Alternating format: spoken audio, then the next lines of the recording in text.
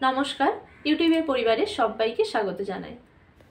West Bengal joint entrance examination বোর্ডের আন্ডারে আপনারা যারা জেইপিবিএন এর এন্ট্রান্স এক্সাম দিয়েছিলেন সেই রিলেটেড একটি ডিটেলস নোটিফিকেশন অলরেডি পাবলিশ হয়ে গেছে কাউন্সেলিং রিলেটেড। তার পাশাপাশি কাউন্সেলিংয়ের যে টাইম টেবিল সেটাও পাবলিশ হয়ে গেছে। কাউন্সেলিংয়ের জন্য সবার প্রথমে কি করতে হবে, রেজিস্ট্রেশন করে নিতে হবে। এখানে বেশি কিছু রুলস দেওয়া রয়েছে। রেজিস্ট্রেশনের জন্য কিন্তু রেজিস্ট্রেশন ফিস লাগবে 500 টাকা সবার জন্য। অনলাইনে কাউন্সেলিং করার সময় যখন আপনারা রেজিস্ট্রেশন করবেন সেখানে কিছু ডিটেলসগুলো ফিল আপ করতে হবে এবং যারা গভর্নমেন্ট এমপ্লয়ি রয়েছেন তাদের ক্ষেত্রে যেহেতু টিআরের ব্যাপার রয়েছে, মানে যারা ডাব্লিউবি স্টেট গভর্নমেন্টের এমপ্লয়ি রয়েছেন যেহেতু টিআরের ব্যাপার রয়েছে, সেক্ষেত্রে আপনাদের ওয়ার্ক এক্সপিরিয়েন্সের ক্ষেত্রে আপনাদের ডেট অফ জয়নিং থেকে 20/9/2025 এক্সপিরিয়েন্সের এই ডেট আপনাদের দিতে হবে। এবং আপনারা যখন রেজিস্ট্রেশন করবেন, রেজিস্ট্রেশন করার পরে আপনারা ফিস পেমেন্ট করা হয়ে গেলে চয়েস ফিলিং করতে পারবেন। মানে যতগুলো কলেজ রয়েছে সব কলেজই কিন্তু চয়েসে রাখা যায়।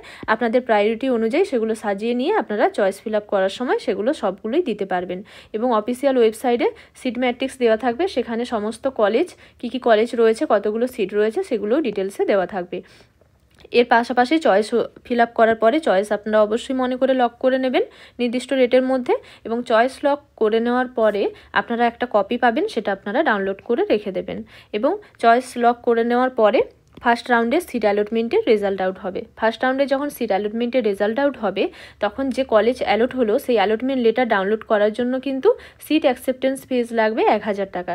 সেই 1000 টাকা পেমেন্ট করার পরে আপনারা অ্যালটমেন্ট লেটার ডাউনলোড করতে পারবেন এবং তারপরে আপনাদের ডকুমেন্টস ভেরিফিকেশন করাতে হবে এবং আপনারা অ্যাডমিশন নিতে পারবেন।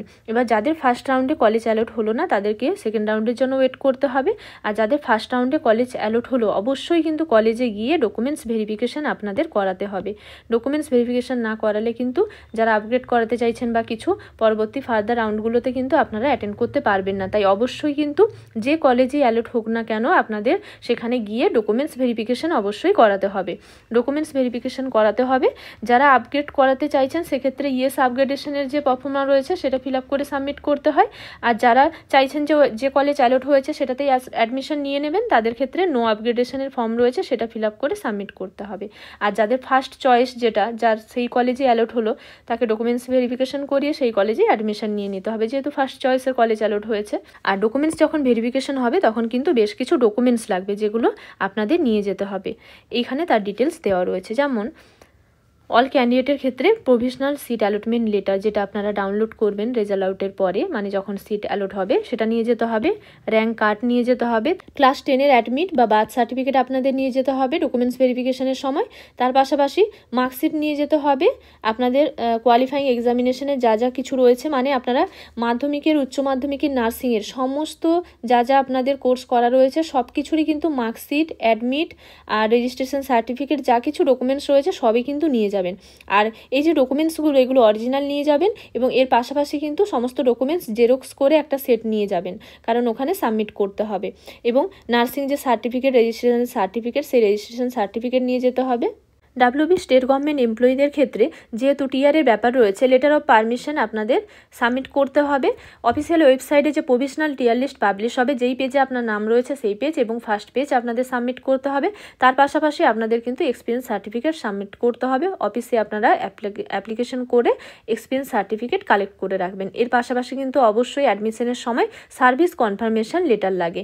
এবং আপনারা যখন ফর্ম ফিল আপ করার সময় আপনারা অ্যাপ্লাই করেছিলেন তখন আপনাদের নামে একটা অর্ডার ইস্যু হয়েছিল যে আপনাদেরকে পারমিশন দেওয়া হচ্ছে এই এক্সাম দেওয়ার জন্য, এরকম একটা অর্ডার ইস্যু হয়। আপনারা অফিসিয়াল ওয়েবসাইটে পেয়ে যাবেন বা আপনারা অফিসে কথা বলবেন, সেই কপিও আপনারা রাখবেন অ্যাডমিশনের সময়, সেটাও কিন্তু লাগতে পারে। এবং এর পাশাপাশি টিআর রিলেটেড আরও ডিটেলসের জন্য অবশ্যই কিন্তু আপনারা যেখানে জব করছেন সেখানে অফিসে অবশ্যই কিন্তু কথা বলবেন এই টিআরের জন্য। এর পাশাপাশি SC, ST, OBC A, OBC B, EWS ক্যান্ডিডেটদের ক্ষেত্রে এখানে ডিটেলস দেওয়া রয়েছে, আপনাদের সার্টিফিকেটগুলো সেই মতো সাবমিট করতে হবে। পিডাব্লিউডি ক্যান্ডিডেটদের ক্ষেত্রে এসএসকেমে যে ভেরিফিকেশন হয়েছিল তার কপি সাবমিট করতে হবে এবং অবশ্যই আপনাদের মোবাইল নাম্বার নিয়ে যাবেন। অ্যাডমিশনের সময় কিন্তু সেই সময় আপনাদের ওটিপি আসে যখন ফাইনাল অ্যাডমিশনের সময়, সেগুলো কনফার্ম করার জন্য কিন্তু নিজেদের ফোন সঙ্গে রাখতে হবে। এর পাশাপাশি কিন্তু আরও বেশ কিছু ডকুমেন্টস লাগে অ্যাডমিশনের দিন, যেমন মেডিকেল সার্টিফিকেট লাগবে। মেডিকেল ফিটনেস সার্টিফিকেট সাবমিট করতে হয়। মেডিকেল যে সার্টিফিকেট সাবমিট করতে হবে তার একটা পারফর্মা রয়েছে, লাস্ট ইয়ারে যেটা দেওয়া হয়েছিল, সাবমিট করা হয়েছিল, সেই পারফর্মা রয়েছে টেলিগ্রাম গ্রুপে আমি দিয়ে দেবো, আপনারা সেখান থেকে পেয়ে যাবেন। চ্যানেলে যে ডেসক্রিপশন রয়েছে সেখানে গেলেই আপনারা টেলিগ্রাম গ্রুপের লিঙ্ক পেয়ে যাবেন, আপনারা জয়েন হয়ে যেতে পারেন। সেই গ্রুপে আমি মেডিকেল সার্টিফিকেটের যে প্রফর্মা রয়েছে সেটা আপনাদের প্রোভাইড করে দেবো, বা আপনারা চাইলে সেই প্রফর্মা আপনাদের পরে দেখিয়ে দিচ্ছি, সেটা আপনারা চাইলে টাইপ করেও বের করে নিতে পারেন। এর পাশাপাশি আপনাদের recent colour passport size photograph 4 থেকে 5 কপি মতো সঙ্গে রাখবেন। এই যে ডকুমেন্টসগুলো রয়েছে এই ডকুমেন্টস ভেরিফিকেশনের সময় লাগবে। এর পাশাপাশি কিন্তু আপনারা আধার কার্ডটাও সঙ্গে রাখবেন, আধার কার্ডটাও লাগতে পারে অ্যাডমিশনের দিন। মানে যা কিছু ডকুমেন্টস রয়েছে সবই কিন্তু আপনারা সঙ্গে নিয়ে যাবেন। এর পাশাপাশি এখানে আরও বেশ কিছু ডিটেলস দেওয়া রয়েছে আপগ্রেডেশনের। মানে যখন ডকুমেন্টস ভেরিফিকেশন হয়ে যাবে, যদি নো আপগ্রেডেশন করেন তাহলে যে কলেজ হয়েছে সেখানে আপনারা অ্যাডমিশন নিয়ে নিতে পারবেন, আর ইয়েস আপগ্রেডেশন করা থাকলে আপনাদেরকে একটা কপি দেওয়া হবে। নো আপগ্রেডেশন যখন করে অ্যাডমিশন নেবেন তখন অ্যাডমিশনের একটা লেটার পাবেন, প্লাস যখন আপনারা ইয়েস আপগ্রেডেশন করবেন তখনও একটা কপি পাবেন। যখন সেকেন্ড রাউন্ডের রেজাল্ট আউট হবে তখন যদি অন্য কলেজে আপনার আপগ্রেডেশন হলো তখন কিন্তু সেই কপি আপনাকে সেখানে নিয়ে যেতে হবে, যেটা আপনারা ফার্স্ট যে কলেজ অ্যালট হয়েছিল সেখানে যে ডকুমেন্টস ভেরিফিকেশন করিয়েছিলেন সেই ফিজিক্যাল ভেরিফিকেশন করানোর একটা লেটার পাবেন, সেটা সঙ্গে রাখতে হবে। এর পাশাপাশি এখানে আরও বেশ কিছু ডিটেলস দেওয়া রয়েছে। এবং সেকেন্ড রাউন্ডে যখন রেজাল্ট আউট হবে, রেজাল্ট আউট হওয়ার পরে আপনারা সেখান থেকে আপডেট পেয়ে যাবেন রেজাল্ট আউট হওয়ার পরে যে আপগ্রেডেশন কতটা কি হলো বা কিছু, সেই অনুযায়ী আপনাদের অ্যাডমিশন নিতে হবে। এর পাশাপাশি এখানে এই কাউন্সেলিং রিলেটেড আরও বেশ কিছু ডিটেলসগুলো দেওয়া রয়েছে। ডিটেলসে অনলাইনে কাউন্সেলিং করার আগে অবশ্যই কিন্তু আপনারা একবার এই নোটিশটি ভালো করে দেখে নেবেন। কাউন্সেলিং রিলেটেড এখানে আরও বেশ কিছু জেনারেল রুলস দেওয়া রয়েছে এবং এখানে হেল্প ডেস্কে কিছু কন্ট্যাক্ট ডিটেলস দেওয়া রয়েছে। আপনারা কাউন্সেলিং রিলেটেড কোনো আপনাদের কোয়ারি থাকলে আপনারা কন্ট্যাক্ট করতে পারেন। এর পাশাপাশি আপনাদের একবার দেখিয়ে দিচ্ছি মেডিকেল ফিটনেসের যে পারফর্মা রয়েছে সেটা লাস্ট ইয়ার যেটা সাবমিট করা হয়েছিল, এবং আপনাদের ইম্পর্টেন্ট যে টাইম টেবিল রয়েছে সেটা একবার দেখিয়ে দিচ্ছি। লাস্ট ইয়ার এরকম একটি medical fitness certificate fill up করা হয়েছিল, মেডিকেল এক্সামিনেশন ফর্ম।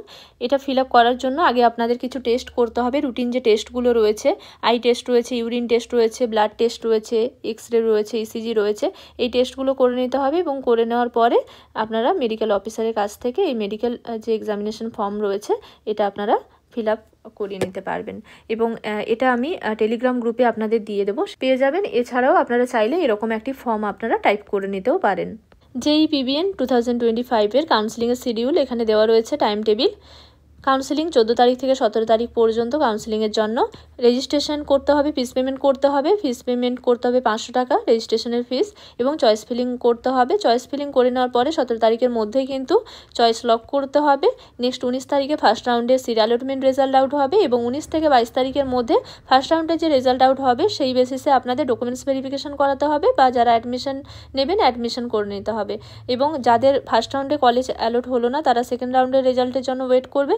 রেজাল্ট আউটের পরে যেটা রেজাল্ট হবে সেই অনুযায়ী কিন্তু আপনাদের 24 থেকে 27 তারিখের মধ্যে সিট অ্যাকসেপ্টেন্স ফিস দিতে হবে। যারা মানে ফ্রেশ যাদের অ্যালট হবে, যারা একবার এখানে পেমেন্ট করেছে, কলেজ অ্যালট হয়েছে, আবার আপগ্রেডেশন করেছে, তাদের ক্ষেত্রে লাগছে না। কিন্তু যাদের ফার্স্ট টাইম এখানে ফার্স্ট রাউন্ডে কলেজ অ্যালট হয়নি, সেকেন্ড রাউন্ডে কলেজ অ্যালট হলো, সেক্ষেত্রে সেকেন্ড রাউন্ডে যাদের ফার্স্ট টাইম কলেজ অ্যালট হবে তাদের ক্ষেত্রে ফিস পেমেন্ট করতে হবে।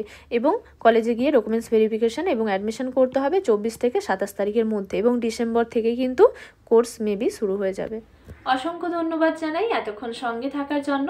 ভিডিওটি ভালো লাগলে লাইক শেয়ার করে দেবেন। কোনো কিছু জানার থাকলে আপনারা আমাকে কমেন্ট বক্সে জানাতে পারেন। নার্সিং রিলেটেড এরকম আরও ইনফরমেশন পেতে, নার্সিং রিলেটেড বিভিন্ন কোশ্চেন অ্যান্সারের প্রিপারেশনের জন্য ভিডিও পেতে পারলে আমার চ্যানেলটিকে সাবস্ক্রাইব করে রাখুন। আজকের জন্য এই পর্যন্ত, আবার দেখা হবে নতুন একটি বিষয় নিয়ে। সবাই ভালো থাকবেন, সুস্থ থাকবেন।